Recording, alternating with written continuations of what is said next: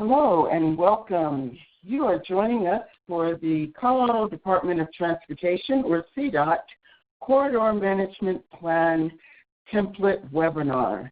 I know you're joining because you have some involvement with Byways in the state of Colorado, and we're excited to have you learn more about how you can complete your corridor management plan. You should have already downloaded the guidebook, which we will be walking through, and also the template that's going to help you complete your plan. And we will be using those throughout the webinar. So let's get started. My name is Sandra Harris Howard, and I'm with Joining Vision in Action, or JVA. We are a consulting firm that's been working with CDOT, or the Colorado Department of Transportation, for several months.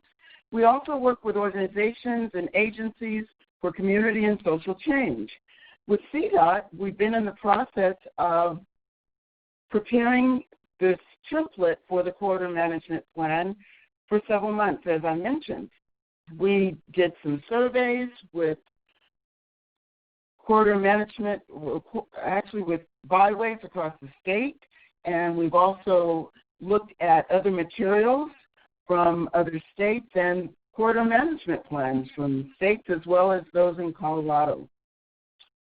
What we'll be doing today is presenting this webinar to you so that you can use the guidebook and the template to complete your plan. We'll be going over some background. We'll get into the corridor management plan definition and process. We'll get into the CMP, or Corridor Management Plan organization, and then we'll talk about some additional considerations that you should have in your plan and make sure that we prepare you for your template. By way of introduction and background, again, CDOT, or the Colorado Department of Transportation, has partnered with JVA for you to have this template and the guidebook. The survey and communication with the Byways, and some of you that are participating may be some that we spoke with to get some of the information that we have here. The outcomes for this training or webinar are that first, that you have an opportunity to review and be guided through the corridor management plan pieces. And then we also want to make sure that you can walk through the template to complete your plan. You'll notice in the guidebook we have lots of examples, and we also have some guidance for you, some links that you can actually go to, websites that will assist you as you're completing your plan. So let's get started, and throughout the webinar we want to make sure that you are engaged. You may be with your committee, you may be alone, but we want you to engage with material, and let's try to have fun as we go through it. So what is the definition of a corridor management plan?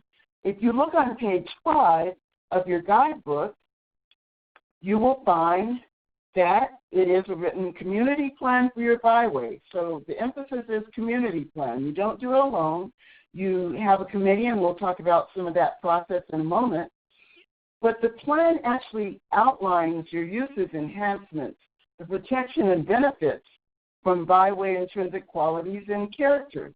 It also describes the mission, vision, goals, strategies, responsibilities that help you preserve and promote your byway. It also addresses those 14 points from the Federal Register that are required, as well as a variety of other issues. The process that we suggest for completing your plan includes the following. First, we've heard from those that have recently updated their plan that it's important to form a committee for oversight and review of your corridor management plan process. Next, you want to prepare a work plan to oversee the completion of the plan. Not only put the work in for the planning, but you also want to have an accountability for executing the plan. Next, you want to make sure you have scheduled meetings that will address different sections of the plan. We'll be going through a lot of it in this webinar, but you may want to have one meeting that addresses one part of the plan and then another meeting that completes another different part of the plan as well. You want to consider holding meetings with your community and any leaders or elected officials. And then lastly, you want to be sure and use this corridor management template and the guidebook to help you through the process.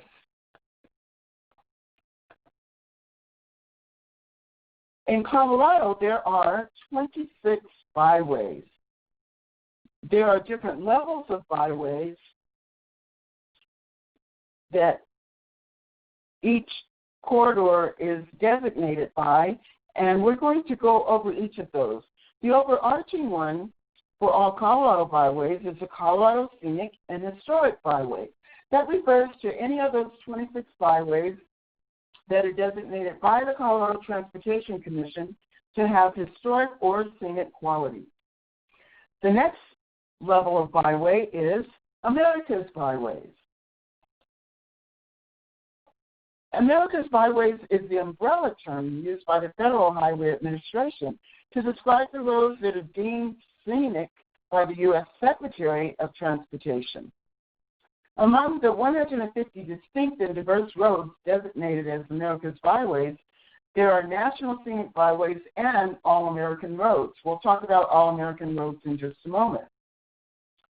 11 of Colorado's byways are America's Byways, and these include Colorado River Headways Byway, Dinosaur Diamond Prehistoric Highway, Frontier Pathways Scenic and Historic Byway, Gold Belt Tour, Grand Mesa Scenic Byway, Lariat Loop, San Juan Skyway, Santa Fe Trail, Top of the Rockies, Trail of the Ancient, and Trail Ridge Road or Beaver Meadow Road.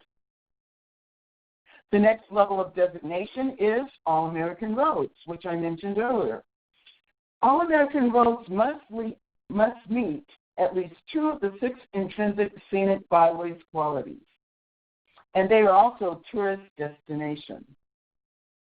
Travelers are attracted to these roads because they're nationally recognized for their outstanding characteristics and features that distinguish them from other locations. San Juan Skyway and Trail Ridge Road have this highest level designation of All-American Road. The 4th level of designation for a byway is the National Forest Scenic Byway. These byways are designated as such because they meet at least one of the intrinsic qualities for byways. And we'll talk about what those intrinsic qualities are soon. They're designated by the Forest Service, and they have driving routes on national forest areas with access to scenic corridors with significant recreational, natural, and historic features. The USDA Forest Service lists 10 Colorado byways as National Forest Scenic Byways, and these include Casa La Pruta, North Park Scenic and Historic Byway, Flat Tops Trail Scenic Byway, Grand Mesa National Scenic and Historic Byway, Highway of Legends Scenic Byway, Mount Evans Scenic and Historic Byway, Pawnee Pioneer Trails, Peak to Peak Scenic and Historic Byway, San Juan Skyway National Scenic Byway, Silver Thread Scenic Byway, and Top of the Rockies Byway. Last but not least, the designation of National Backcountry Byways is the 5th designation of byways. These are designated by the Bureau of Land Management as adventurous, off-the-beaten-path routes. Among these backcountry byways are some roads that can accommodate cars, unpaved roads that require high-clearance vehicles, also roads that require four-wheel drive vehicles or all-terrain vehicles or ATVs. Among these national backcountry byways, in Colorado we have Alpine Loop, National Scenic Backcountry Byway, and Gold Belt Tour, Scenic and Historic Byway. So pause for a moment and turn to someone in your committee or just think and make a note in your template as to whether you know which level of byway that your corridor is in. And if you don't know, we can help you find that out, and I'm sure someone in your committee knows.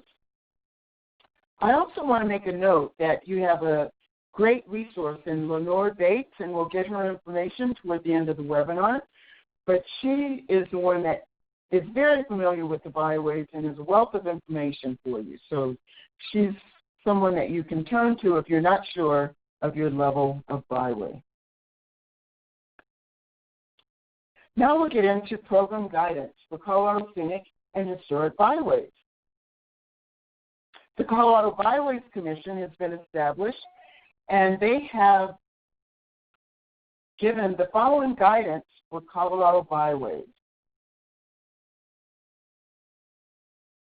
Byways are expected to, first of all, maintain a byway committee.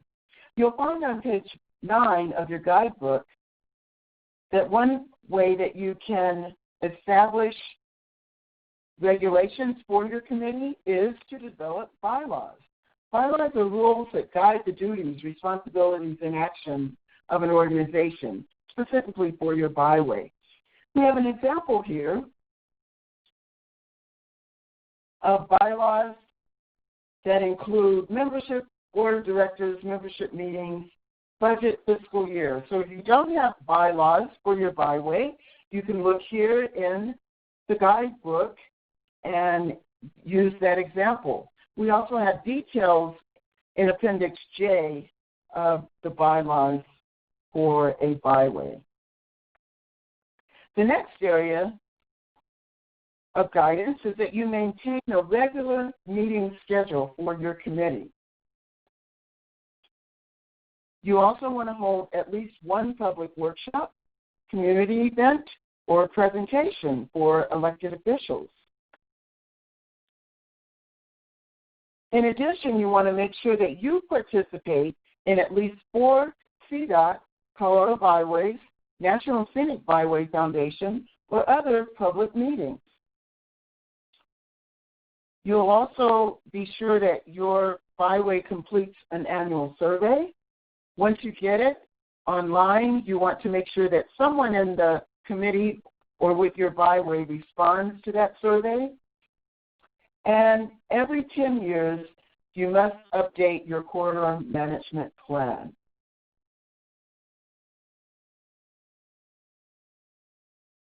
If your plan is approaching 10 years old or older, this guidebook and template will help you be sure to update your plan. Now, for the few byways that may not be as organized as yours, and because you're participating in the webinar, we know that you're moving forward in completing your corridor management plan. There have been some across the nation that actually have been de-designated. That occurs when there's some of those intrinsic values that have been degraded. It may also occur if the byway does not meet the minimum criteria for the designation that they have been outlined for. It can also happen if the committee deteriorates or lacks a cohesive group of citizens or local government for a plan of implementation. It can also occur if land uses have changed in the overall byway character, and if the committee fails to complete the annual report or the 10-year corridor management update or other reasons deemed appropriate by the commission, those are reasons for de-designation of a byway. But again, we want to make sure you're aware of that, but we are not concerned about any of you all having that happen with your byway. I also want to point out that you do have one of the commission members from the Colorado Byways Commission that is assigned to your byway. If you're not sure who that is, Lenore Bates can help you with that. And they are glad to help walk you through questions that you need to have answered for your corridor management plan.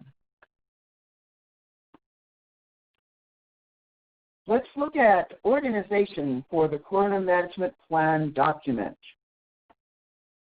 We want to look at the byway's location and description, or the executive summary. This is the first part of your corridor management plan, which will give an overview of the plan that will include your history, your background, community features, and the byway location and description. We have prompt questions that will help you in completing your description and your executive summary.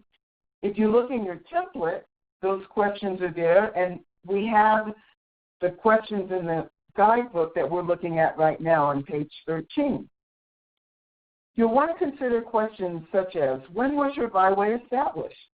What are the communities that surround the byway and have characteristics that tourists want to visit? What are the benefits the byway brings to the region or the state?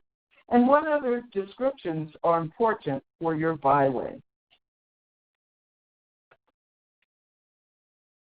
An example from the Gold Belt Tour, Scenic, and Historic Byway in their executive summary follows. They talk about how the Gold Belt Byway travels 131 miles within Teller and Fremont counties in central Colorado. They also get into how preservation of this byway has local, regional, and national significance.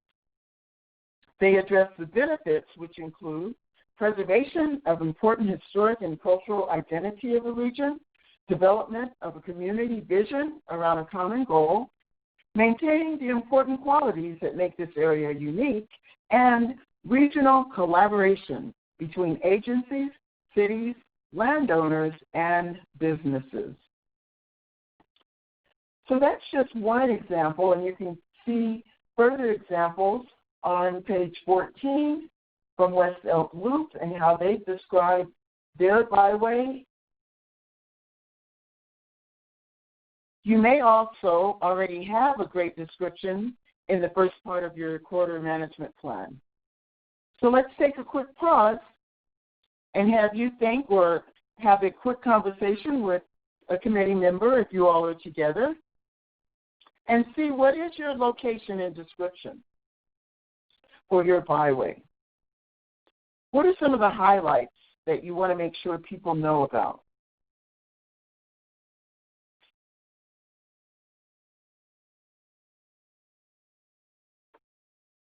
And some of you are already in your template. And if you are, you can jot down some notes and then compare them with each other as you're updating your executive summary for your byway.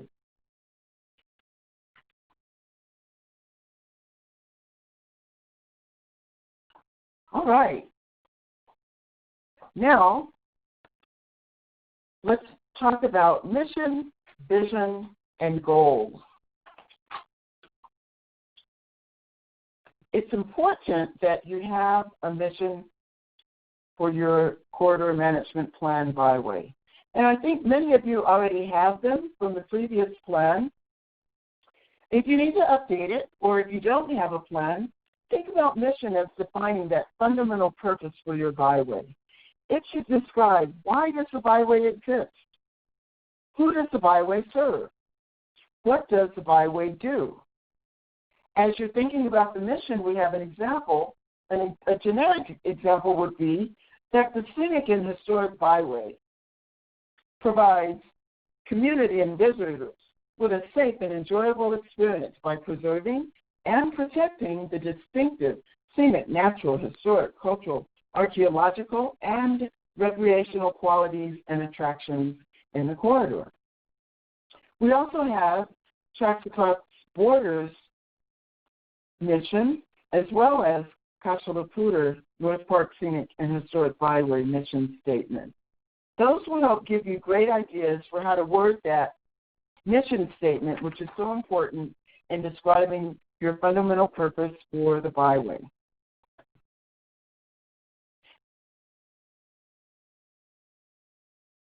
And there you can see tracks cross border, their description of their mission. There are 2 state scenic and historic byway between Durango and Chama, New Mexico.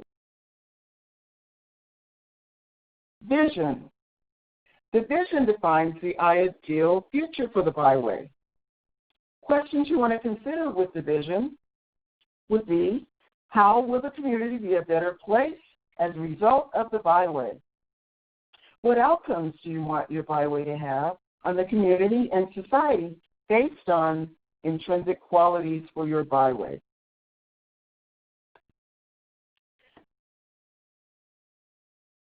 You'll find a couple of examples of vision statements. The first one from Dinosaur Diamond. Let's look at that one. The Dinosaur Diamond Prehistoric Highway Partnership desires to enhance, promote, and protect the dinosaur fossil and archaeological resources of the Dinosaur Diamond Prehistoric Highway, to protect natural, geological, historic, and scenic resources along the highway wherever possible. And I like that quote at the end of their vision. We understand that the Dinosaur Diamond Prehistoric Highway's resources are of regional, national, and global significance and should be protected for all humankind for all time. You can see how that vision is broad and addresses ideal future for what they want to be known for. Next, we'll talk about goals. Your goals are established in alignment with the mission and the vision. If you don't already have goals, and I know some of you have developed some very strong goals for your corridor management plan. As you're updating, or if you want to word them a little bit more specifically, we encourage you to consider SMART goals. SMART goals are specific, measurable, attainable, relevant, and time-bound. An example of a SMART goal is by 2020, all Byways agency partners will provide training to frontline workers for positive influence of the visitor experience. So you can see how that goal is very specific and smart in the way that it is formed. We have examples of goals that you can see on page 17 of your guidebook and page 18. As an example, Mount Evans Scenic and Historic Byway has goals such as protect, preserve, and interpret historic, cultural, natural, recreation, and scenic resources along the Byway. Another one of the Mount Evans goals is to enhance public education, enjoyment, and appreciation of the rich heritage of Clear Creek County. Let's now get into the inventory and assessment for your Byway resources. We've mentioned intrinsic qualities. Those 6 intrinsic qualities include scenic. When you're thinking about the scenic qualities, you're considering what are the elements of the landscape, such as water, vegetation, and man-made developments that contribute to the quality of the Byway's environment. Cultural. What are the unique cultural attractions? Natural. We want to think about what are those undisturbed environmental features of your Byway. Archaeological. That's considering the evidence of human, historic, or prehistoric life or activity. Historic also, you want to look at your historic features that you have throughout the Byway, and also recreational is the last intrinsic quality. where you're looking at any opportunities that you have on the byway for recreational attraction. Please keep in mind that you don't have to have all 6 qualities. When we talked about the Byways designation, we know that most of you are designated with 1, 2, or maybe 3 qualities, but you want to highlight those that you are saying that you have in your byway. We do have on page 21 examples of archaeological descriptions, as well as on each one of those intrinsic qualities, you'll find examples in your guidebook.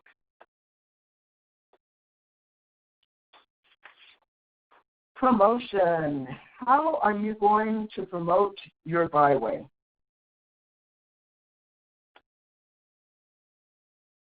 You want to make sure that you consider tourist attraction and economic development, including lodging, dining, entertainment, outdoor activities, rest areas, and language translations.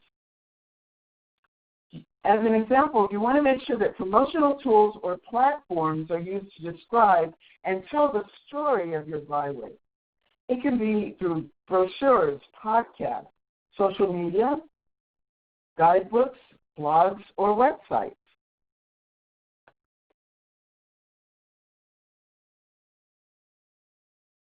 Before we get into the Federal Register requirements, we want you to take another pause. Consider the resources on page 27 of your guidebook. We have links that will go directly to the site, including Colorado Creative Industries, Colorado Main Street Program, Colorado Parks and Wildlife, the Colorado Department of Agriculture. When you're in your guidebook, you can go directly to those links and peruse those websites and get all the additional information that you need. So now turn to your partner or someone in your committee, or just take a moment to reflect and look in your template to see how you've been promoting. Think about your mission, vision, goals, and take some notes. Put them in your template.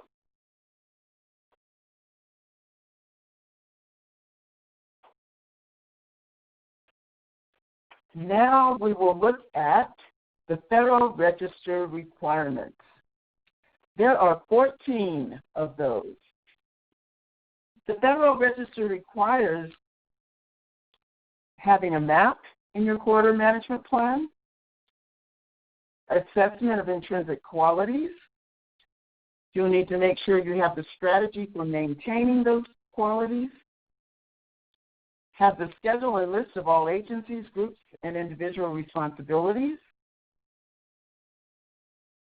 5 is a strategy to describe enhancement and accommodation of any new development while you're preserving intrinsic qualities of the corridor. 6 is a plan to ensure ongoing public participation for implementation of your corridor management plan.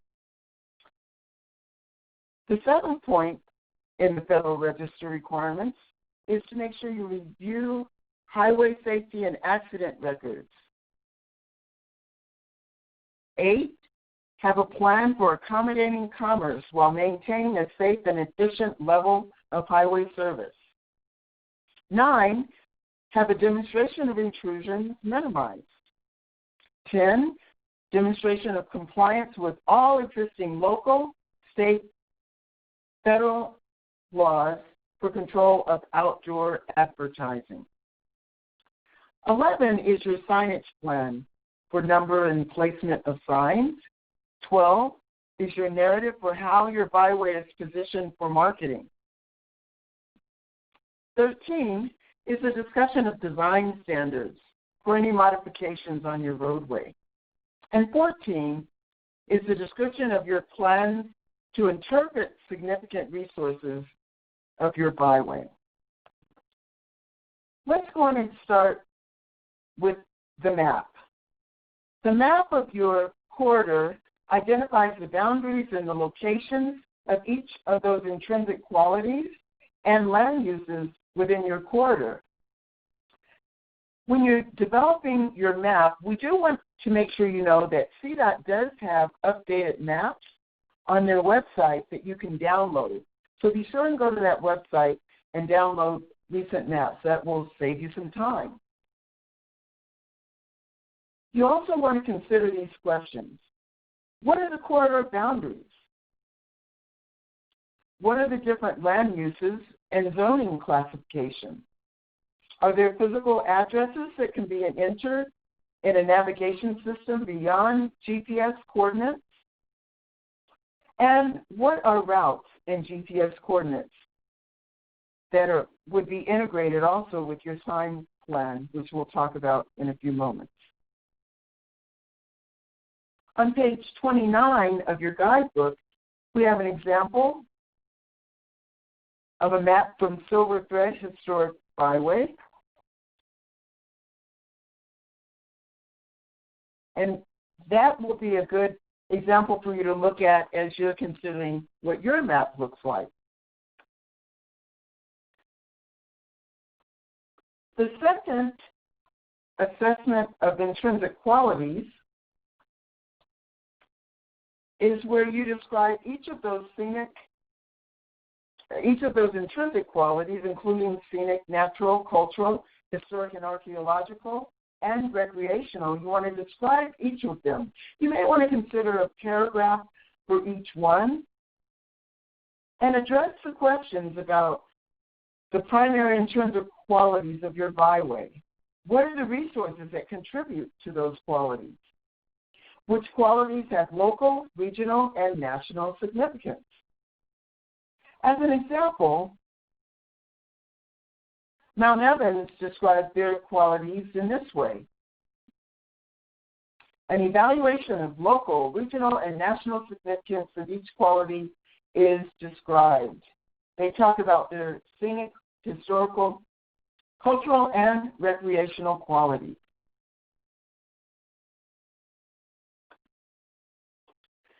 Next, you will address your strategy for maintaining the intrinsic qualities. So in a similar way to number 2, you want to look here and talk about how will the intrinsic qualities be managed? What are the tools that are currently in place or planned to manage the quality? What is the zoning? And what are the overlay districts in the byway? So as I know some of you are turning from your template to your guidebook, we have the specific examples in the guidebook, and you can do the work in your template. Number 4 of the Federal Register requirements is that schedule and list of groups.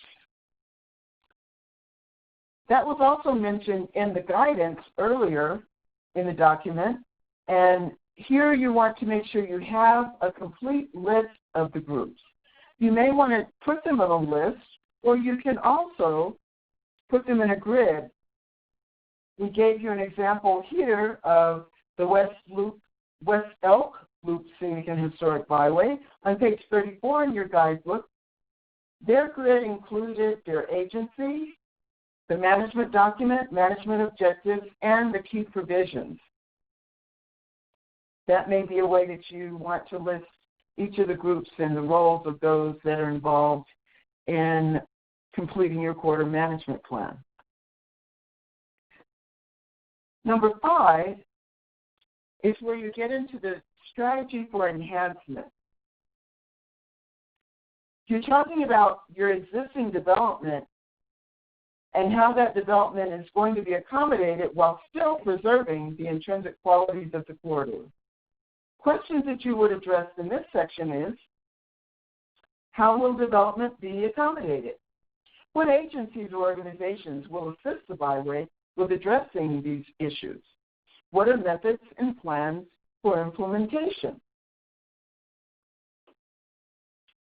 And on page 35, you will find an example from the Lariat Loop Scenic and Historic Byway. They talk about their improvement for their Buffalo overlook. They include talking about the spot with this spectacular view of the Continental Divide is not the best location based on some other information that they've offered. They discuss that the improvements that they've identified include providing amenities such as shelter, interpretive information, and overlook, as well as working with the Colorado Department of Transportation, or CDOT, and Denver Mountain Parks to create a more desirable scenic overlook.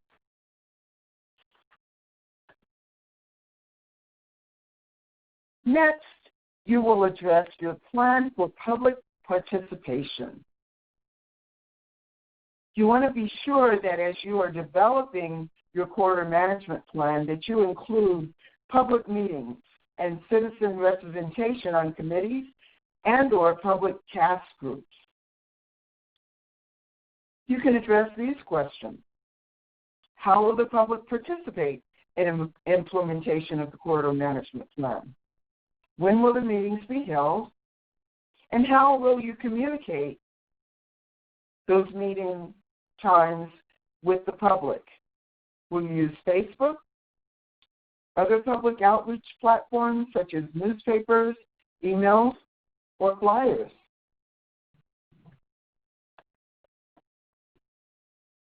The seventh point from the Federal Register that you need to address is a review of your safety and design. You want to look at the roads or highway safety and accident record to identify any correctable faults in highway design, maintenance, or operation. In this section, you have as a resource Call Trip or Colorado Trip for route and traffic information, and you can also access the CDOT Online Transportation Information System, or OTIS. All you have to do is click on those links and go directly to those websites. Question that you want to address in this section are, what are any hazards and poor design that may be problematic for drivers who are not familiar with the route? Have you identified possible corrections for any hazards or poor design issues? As we're looking at this, you may have things that are coming to your mind. Be sure and take a moment now and jot them down in your template.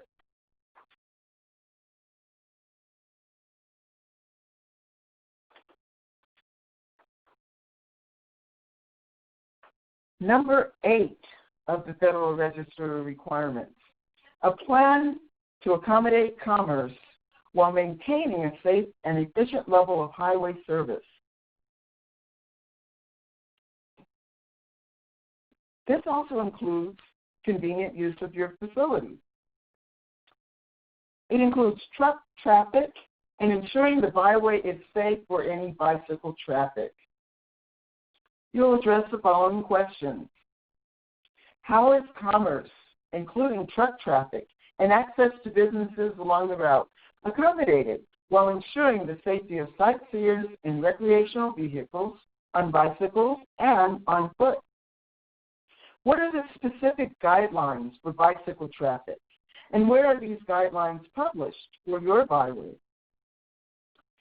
There's an example of bicycle regulations that follows there.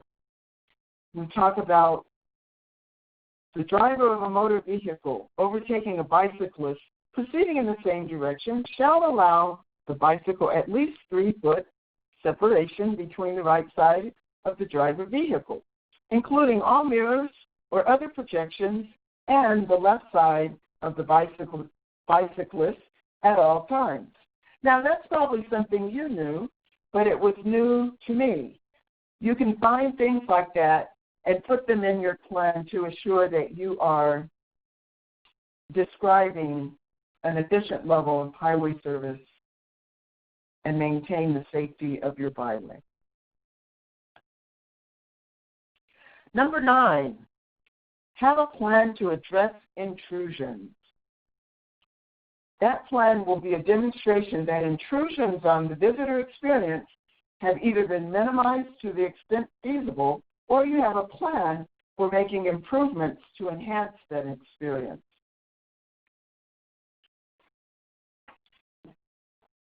Questions that you want to address in this section. Where are the rest stops along the corridor? Are there any visual attractions in the entrance and throughout the corridor that enhance or detract from the visitor experience? You want to include a plan for minimizing any intrusions and for making improvements. And people want to know, how do they know that they're on the corridor? And how do you know where to go to stay on the corridor? Number 10, compliance with laws for outdoor advertising.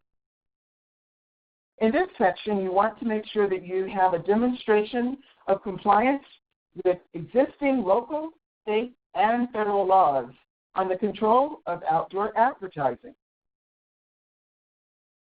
As an example, the landscaping model ordinance from Scenic America talks about Rule 1 and the importance of maintaining well-landscaped byways. Three general types of landscaping include comprehensive, post-constructive, and tree ordinances. You'll want to address questions about local, state, and federal laws as they relate to outdoor advertising, and look at the laws to see what you need to address for your particular byway. The Department of Transportation has rules related to outdoor advertising, such as no off-premise signs shall be erected adjacent to Scenic Byway, except for directional and official signs.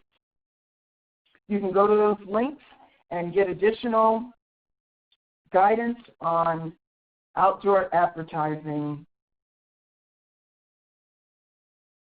Your plan for signage. The signage plan will cover a description of how highway placement and wayfinding signs enhance the visitor experience. Use the guidelines for Scenic Byway signage from CDOT. You can go straight to that link and get that information. There are two types of permits that CDOT approves for signs. The first sign is those informational signs, or LOGO, L-O-G-O, on interstates, freeways, and expressways that provide directional and identification information. The second signage permit from CDOT is for the tourist-oriented directional signs, or TODs. You find those on non-interstate highways with regulations that meet local requirements. On page 42 of your guidebook, you can see examples of those signs. Questions that you want to address as you are preparing your signage plan. How does the number and placement of highway and wayfinding signs support your visitor experience? Do the signs obscure or detract from any scenery? What signs do you have for international tourists who may not speak English fluently? We have examples on page 44 of how Tracks Across Borders has displayed their sign plan. So be sure and look there, and on page 45 for additional information for how you can develop your plan for signage.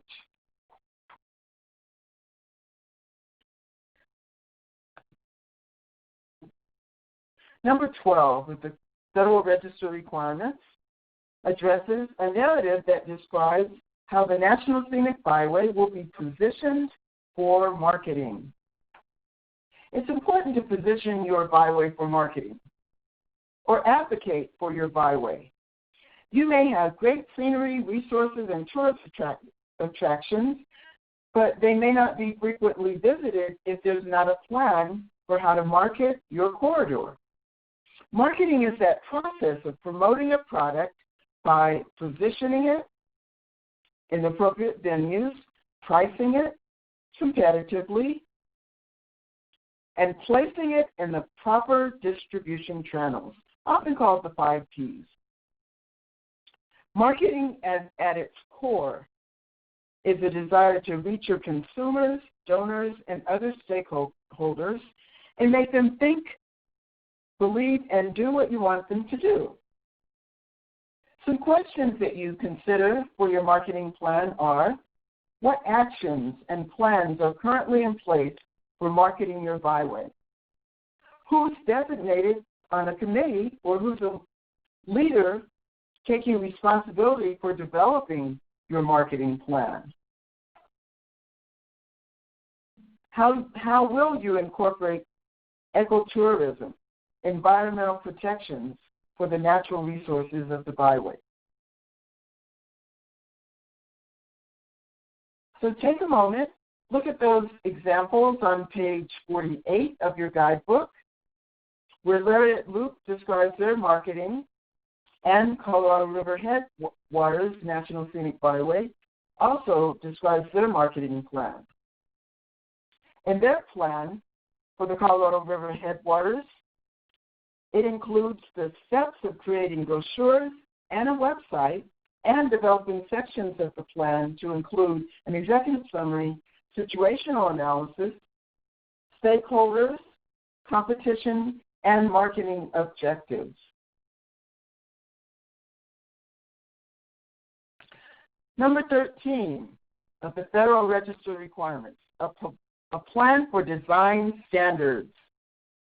Discussion of design standards will include the following questions. Any modification on the roadway needs to consider: what are the likely effects of the proposed changes on the intrinsic qualities of the byway corridor? How is the shape of the corridor determined, and how were endpoints chosen? For this plan, you can refer to resources for design standards, including the Federal Highway Administration. In your guidebook on page 50, you can go directly to that link. Also, refer to the CDOT Landscape Architecture Manual, as well as the Scenic Byways Design Guide for roadside improvements.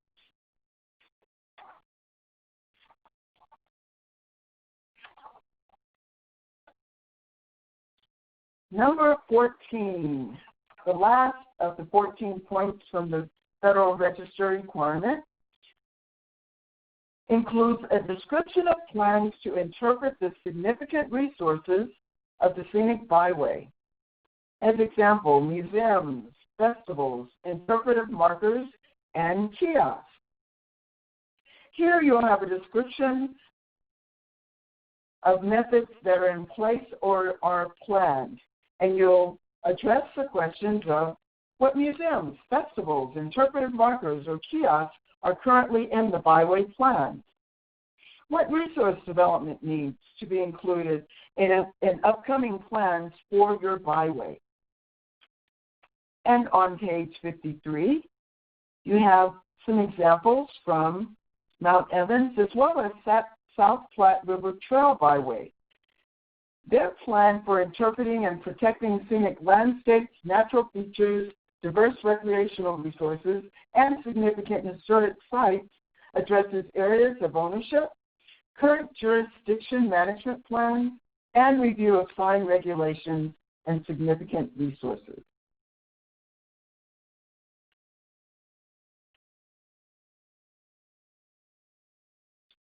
Now that we have covered the 14 points from the Federal Register, take a pause, look in your template, and jot some notes down on areas that you are familiar with. And if you're with your committee, you can compare those notes and begin to fill in the process to assure that you have addressed the 14 points of the Federal Register for your corridor management plan.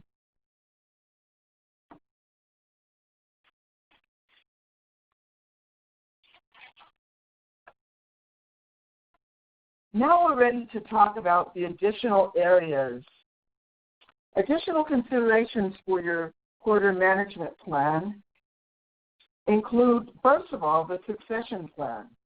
Now, these areas that we'll cover now may or may not have been in your previous plan, but we want to make sure that you include them in the plan that you are updating. Let's first look at the succession plan. Succession planning is that process of ensuring that the Byway Committee and leadership continue through any development and cultivation of partners, documenting your knowledge, information, and systems, and any transition of leaders and funding. Why do you need a succession plan? Well, sometimes you have leaders that are leaving. You may have some committee members that are retiring, or you may have funding that you need to address. Having a plan for succession just helps you get through any steps that you may be missing. Let's talk about that. On page 54, for succession planning, you can address some of these questions as you prepare for your succession plan. Has your corridor management plan been updated and shared with community or other agencies within the last 10 years? Is the wisdom, history, background, and planning for the byways being shared with the constituents, the community, and others for long-term sustainability? Is there a plan for documenting the history, key functions, and committee records? On page 55 of your guidebook, we have an outline of a sample succession plan. It can include an introduction, give key information, identify key systems and practices, discuss the key relationships, include a sample annual calendar, have job description and recruitment process, and include orientation and onboarding processes. So be sure to consider a succession plan in your corridor management plan. The next area is a fundraising plan. You should have a fundraising plan because it's important in building a strong financial foundation for your byway. It can occur through pursuit of operational funds, grants, and donations. The National Scenic Byway Foundation offers the following steps for success in fundraising. First, you tell the story of your byway. It's so important to get your story out and tell it as you prepare for fundraising. Then you do the ask. Yes, you do need to ask for money.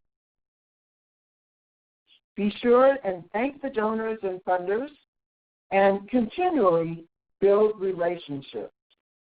A culture of fundraising can be cultivated by your entire Byway committee, team, and those that are interested.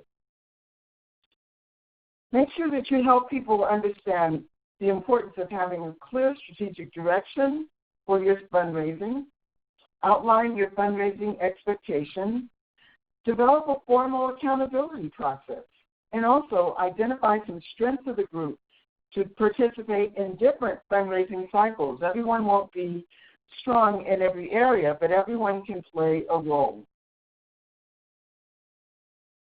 We have examples from Lariat Loop and from Grand Mesa Byway on how they have used their fundraising plans. Grand Mesa actually has a membership where members pay $25 a year to cover costs for buying advertising, group promotions, organizing via advertising, and costs for other advertising, including Facebook and Instagram. On page 58 of your guidebook, we have funding research websites that you can go to. Click on the link and you can find federal government grants, state government grants, education grants, as well as corporate grants.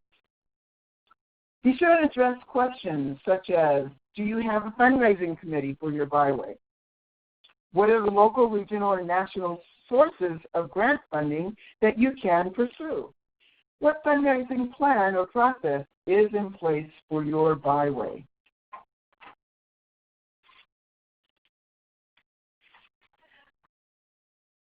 The next area is your conservation plan.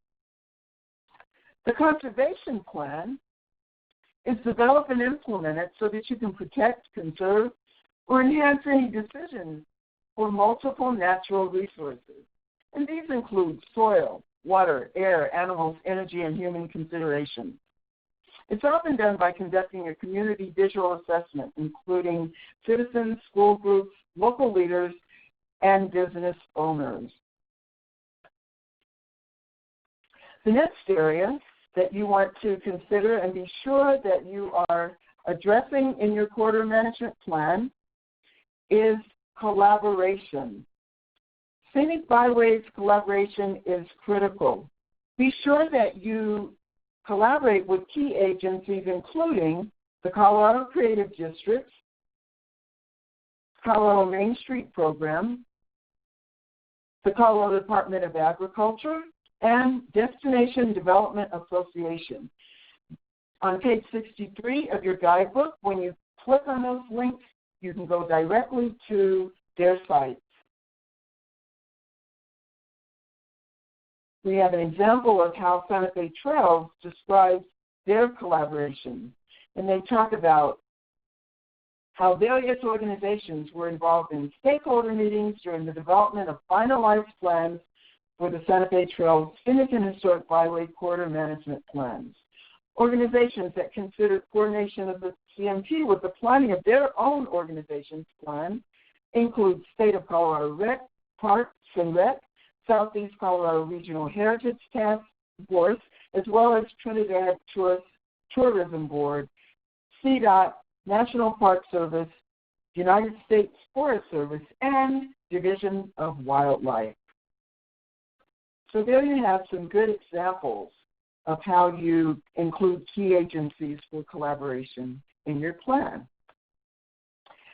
The next section is addressing the integration of other plans into your corridor management plan. It is critical that you share and integrate the document with all other regional and statewide plans. That includes the transportation plan, land use plan, economic development plans, and you may know of others that you need to integrate plans with. Even more importantly, the corridor management plan must be shared with other regional and statewide plans. So we can't say this enough. We would reiterate that you must integrate the corridor management plan with other plans and share the information with other agencies. Well, we have walked through the guidebook of the corridor management plan, and some of you have already been looking at your template. So now let's look at the template quickly. As you've already seen, the template is organized with the location and description, mission, vision, and goals, inventory and assessment of resources, and promotion in the same way that the guidebook is organized. You have those pages for you to go to, but then you also have the guidebook, which has all the examples and the links and the maps and things that will be helpful for you. When you look on page 10 of your template, there you see the user instructions and the questions that we walked through when we were talking through the guidebook that will help guide you as you're developing the location and description, as well as the other areas of your template. You've already been jotting notes in the template on the different areas. You'll find on page 14 starts your Federal Register requirements, where you can put in all the information from those 14 points from the Federal Register. And as an example, on page 17, where we talked about that schedule and list of all agencies, groups, and individual responsibilities. There you have a template if you want to make a chart. And identifying which agencies are involved in your process and what roles that they have. There you have a chart if that's convenient, or you can just list the agencies.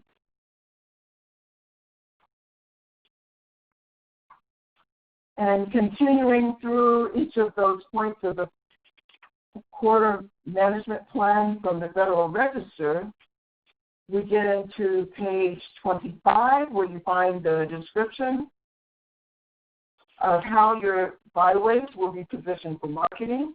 So there, once again, you look at the prompts of the questions. What actions and plans are currently in place? How do you encourage visitors and businesses to invest more time and money in your byway? So as you can see, the quarter management plan template is your online working document. You can print it off and write on it. You can keep it up on your computer and type in it. And that will be a foundation for updating and completing your quarter management plan. The additional areas are found on page 28 for succession planning. When you address the prompt questions, that will have you filling in the parts of the succession plan, the fundraising plan, and the conservation plan that you need to address.